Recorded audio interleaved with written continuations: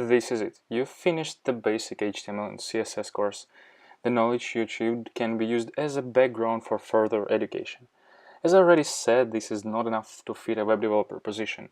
For that purpose, you need to get a few more things done, since this course is for people who never met web development and eager to start.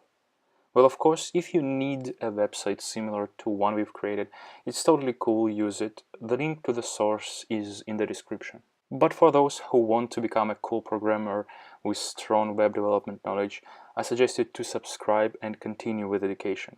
The next step can be deeper CSS or JavaScript, well, even both.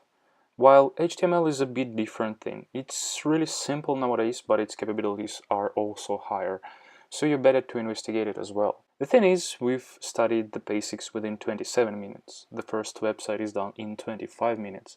Even if you spend the same amount of time for practice, this is only an hour and 50 minutes from zero knowledge to first website, which is pretty amazing. So if you like to educate further and create more cool stuff like websites, games, single-page applications, stay tuned and let's get started.